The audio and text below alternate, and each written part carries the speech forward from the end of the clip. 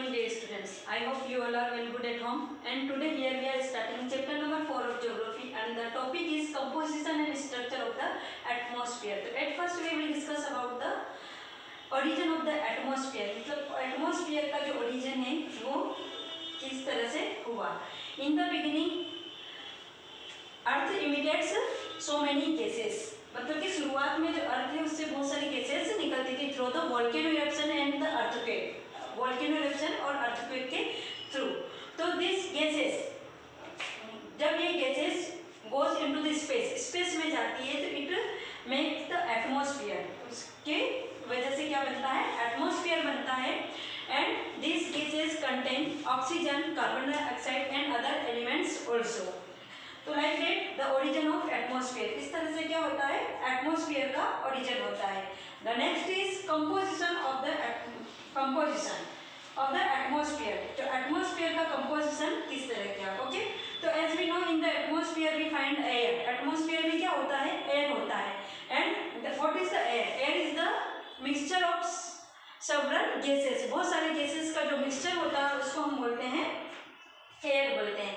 तो like that there is the mixture of gases, the composition of air, nitrogen, oxygen, carbon dioxide. Okay, तो in the इस mixture we can find nitrogen 78.03%, approximate oxygen 20.99% and carbon dioxide 0.03% along other gases. इनके अलावा और भी दूसरी gases भी होती हैं जिनकी क्वांटिटी 0.95% पाई होती है. Even after this composition air is colourless, odourless and tasteless. Okay, इसके अलावा जो एयर है वो कलरलेस, ऑडरलेस मतलब कि ना तो उसकी कोई गंध होती है, ना उसका टेस्ट होता है और ना ही कोई कलर होता है. Now we will discuss about the properties of air. Air की क्या गुण है, क्या विशेषताएं होती हैं. तो air is composed of small molecules of different gases that moves in all direction. जो एयर है वो स्मॉल मोलिक्यूल्स, छोटे छोटे कणों से मिलकर के बनती हैं जो कि डिफरेंट डायरेक्शंस में मूव करते हैं. As started above it is tasteless, odourless and colourless. जैसा कि अभी भी मैंने बताया था कि एयर की जो सेकेंड प्रॉपर्टीज या फिर जो उसकी सेकेंड फीचर्स या उसका गुण है वो क्या है कि एयर है वो कलरलेस, ना तो उसका कोई कलर होता है, ऑडरलेस ना तो उसकी कोई गंध होती है, एंड टेस्टलेस और ना ही उसका कोई टेस्ट होता है. Third one is it movement is generally felt और observe but can not be seen. इसके अलावा जो एयर होती है उसका मूवमेंट को हम देख सकते हैं, हम उसको फील कर सकते हैं, बट ना तो हम उसको होल्ड कर सकते हैं ना ही उसको देख सकते हैं. Atmospheric pressure is greatest at the surface is measured in millibars. जो एटमॉस्फेयर में जो एयर होती है उसको मेजरमेंट मिलीबार में किया जाता है. और atmospheric pressure at the surface is about 1013 millibar. जो अर्थ के ऊपर जो एटमॉस्फेयर का जो प्रेशर होता है वो 1013 मिलीबार होता है. Next is air molecules spread apart further and rise when temperature rises. जो हवा में जो कण होते हैं, जो मॉलिक्यूल्स होते हैं वह व्हेन टेम्परेचर राइज, जब टेम्परेचर बढ़ता है तो उसके कण भी क्या होते जाते हैं? बढ़ते जाते हैं. Atmospheric air is the densest near the surface of earth and this density reduce with the height. जो एटमॉस्फेयर जो प्रेशर होता है, जो हवा होती है वो क्या होता है कि अर्थ के पास में और नियर द अर्थ सरफेस, अर्थ के पास में तो उसकी डेंसिटी ज़्यादा होती है. और जैसे जैसे हम और हाइट पर जाते हैं, ओके, जैसे अगर आप किसी माउंटेन पर जाओगे तो द डेंसिटी डिक्रीज, जो डेंसिटी है जो एटमॉस्फेयर है वो क्या होता जाता है? कम होता जाता है. That is why the mountaineers, mountain पर जाने वाले जो लोग होते हैं वो अपने साथ में एयर सिलेंडर का, ऑक्सीजन का सिलेंडर अपने साथ में लेकर के जाते हैं. तो क्या होता है कि जो एटमॉस्फेयर का पेयर है वो अर्थ की सरफेस पर ज़्यादा होता है और जैसे जैसे हम हाइट पर जाते हैं तो एटमॉस्फेयर है वो क्या होता जाता है? डिक्रीज होता जाता है. Next is the horizontal movement of air is known as wind. Okay, और यही एटमॉस्फेयर में जो एयर होता है वही एयर जब हॉरिजॉन्टल मूव करती है तो इट इज कॉल्ड विंड. उसी को तब हम क्या कहते हैं?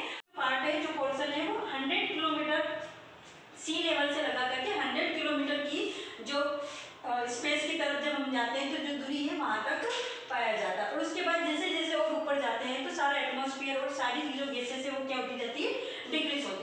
according to the structure of atmosphere, we will discuss the 5 major layers of the atmosphere. Atmosphere की 5 major layers में divide करके रखा. Okay, there is no boundary in the atmosphere. जो 5 layers है वहाँ पर हमको कोई भी बाउंड्री नहीं है, उसको सिर्फ किलोमीटर के अकॉर्डिंग उसको बाउंड करके रखा है कि इतने से इतने किलोमीटर तक कौन सा स्फीयर एटमॉस्फेयर की कौन सी लेयर रहेगी. Okay, now we will discuss about it. As I said, there are 5 layers in the atmosphere. First is troposphere. Troposphere is the first और lower layer of the atmosphere. जो atmosphere की जो सबसे first layer है वो troposphere है. And if you consider it कि ये कितनी दूरी पर है, कितनी ऊंचाई तक है, तो अगर हम इसको पोल्स से, okay, suppose it is earth, अगर ये अर्थ है तो अर्थ के जो नॉर्थ पोल और साउथ पोल है, ओके, अगर हम यहाँ से इसको कंसिडर करते हैं तो ये 8 किलोमीटर तक की दूरी पर तक है. और अगर हम इसको इक्वेटर से कंसिडर करते हैं तो ये 16 किलोमीटर तक की दूरी तक मानी जाती है. And all the weather elements, जितने भी वेदर में जो भी चेंजेस होते हैं, वेदर के जितने भी एलिमेंट्स हैं वो सब हमको ट्रोपोस्फेयर्स में दिखाई देते हैं.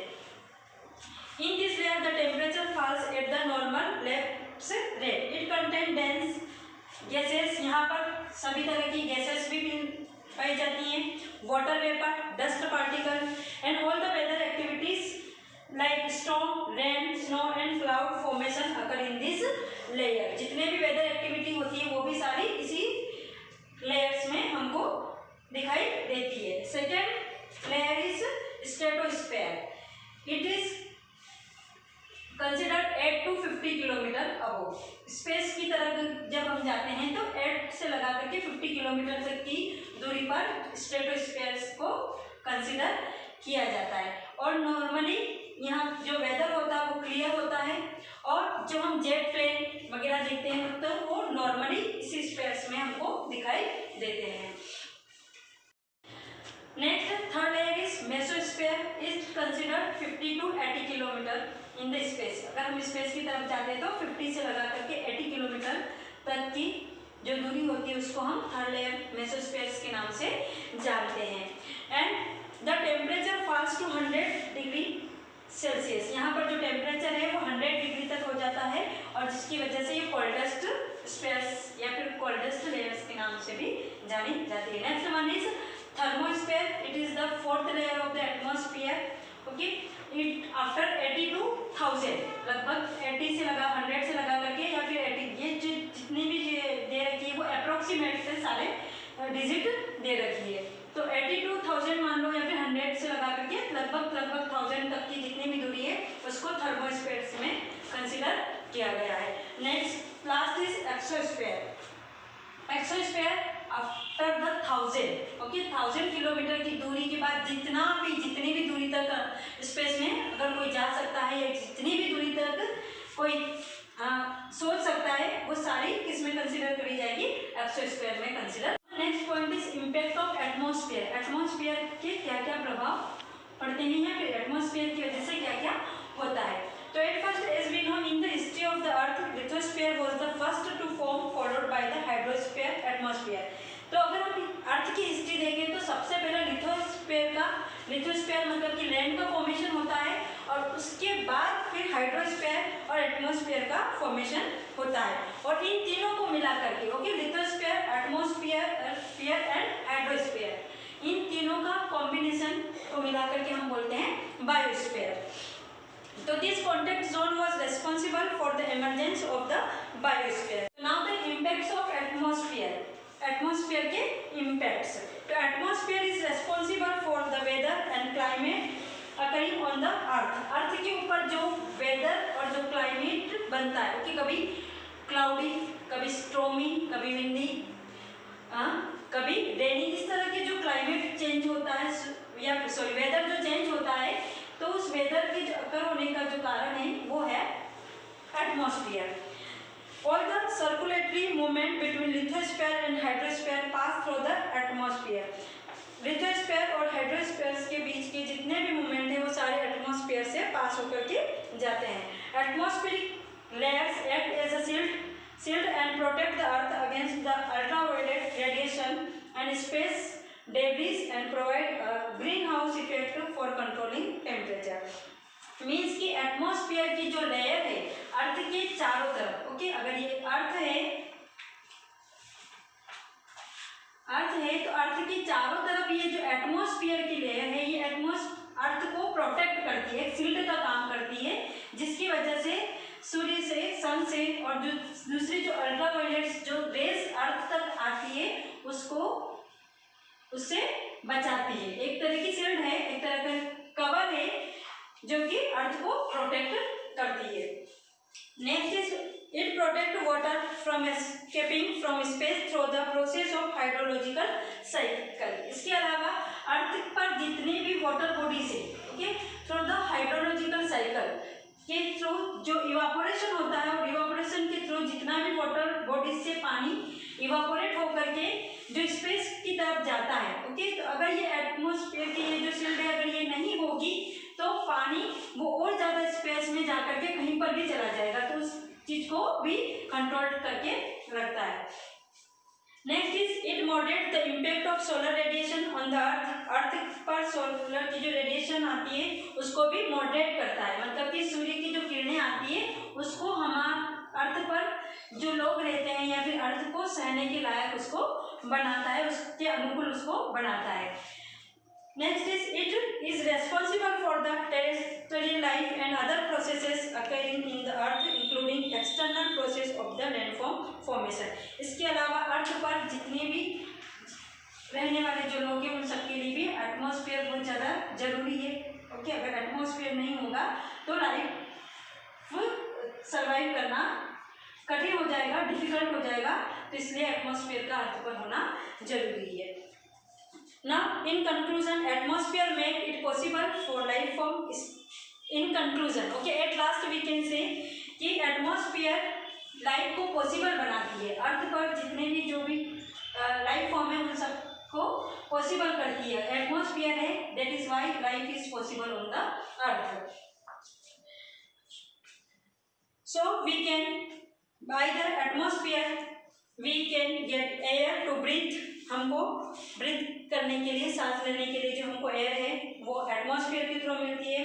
Fresh water to drink and suitable climate to sustain. और इसके अलावा हमको जो पानी है, ओके, जो रेनी सीजन के थ्रू जो हमको पानी मिलता है वो भी ड्यू टू एटमॉस्फेयर के थ्रू मिलता है।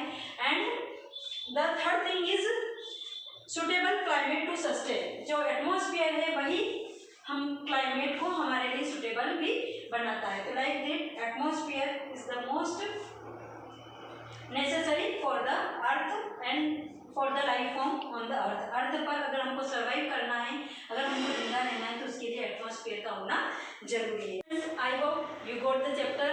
Please read it again carefully and if you have any doubt, any difficulty, you can clear it in our online live class. Okay, see you again in the next class. Bye.